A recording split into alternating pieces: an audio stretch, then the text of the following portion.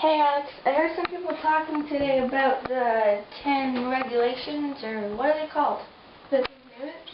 Yeah, they were trying to memorize them or something. I think I've heard them before, but I don't remember much about them. I've heard people say something about them being a bunch of rules someone came up with for the Jews, and that they don't have much to do with our lives today. I don't really remember. Well, we're studying them in Bible class. Would you like me to explain them to you? Sure, that'd be great. Well, do you know where the 10 Commandments came from? Not exactly. Have you ever heard the story of the Israelites in Egypt? Yeah, the one where the 10 plagues, and the water turning to blood, and all the Egyptians drowning in the Red Sea. Yeah. That was cool. Well, after the Israelites crossed the Red Sea and had been in the desert for a while, they camped around a mountain in the desert of Sinai. While they were there, Moses climbed up the mountain and spoke to God. God told him to tell the people to get ready because in 3 days he was going to speak to them. After 3 days, God descended to the mountain. There was thunder and lightning and the sound of trumpets. The mountain was covered with cloud and smoke. Then God began to speak. That's when God gave Israel the commandments. What were they? Let's see. You shall have no other gods before me. You shall not make for yourself an idol. You shall not misuse the name of the Lord your God. Remember the Sabbath day to keep it holy. Honor your father and mother. You shall not murder. You shall not commit adultery. You shall not steal. You shall not give false witness against your neighbor. And you shall not covet. But do they matter today? They were given such a long time ago. Yes, they were given a long time ago, but they still matter.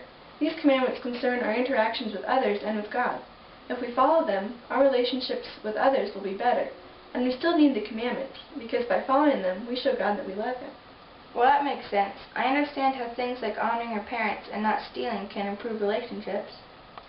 Yeah, they not only improve relationships with others, but they protect us too. The commandments were given to fulfill needs that we as humans have. For example, the first and second commandments. All humans feel a need for something in their lives that is bigger than themselves. At times, we all feel our weakness and need to turn to the source of strength.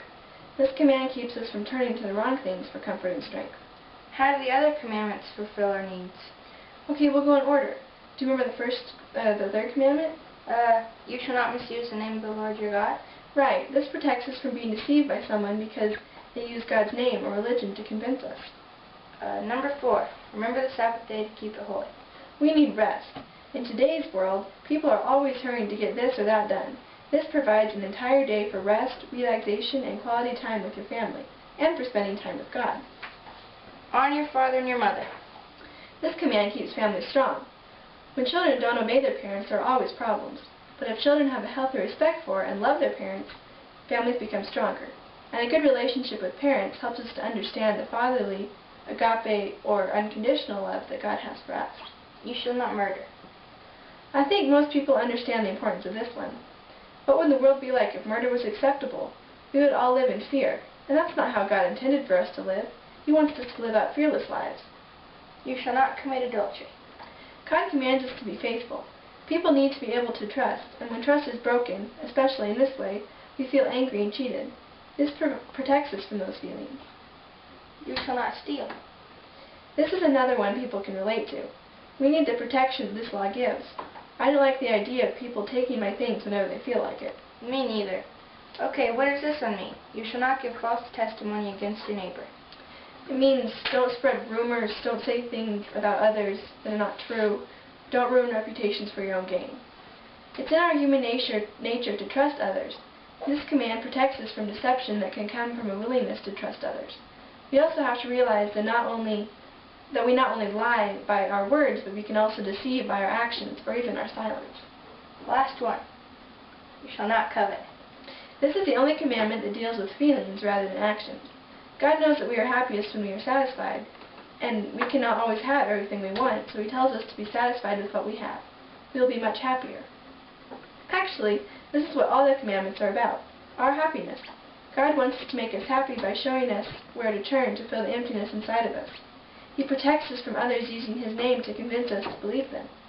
He gives us a day for rest to rejuvenate from the week. He wants families to be happy, so He asks children to obey their parents. His commands keep us from the fear of murder. They keep us from feeling angry, betrayed, or hurt by asking us to be faithful. The commandments protect us from ourselves and the problems we could run into if we were unhappy unless we had everything we wanted. We show God we love Him by keeping the commandments and being happy, the way He wants us to be.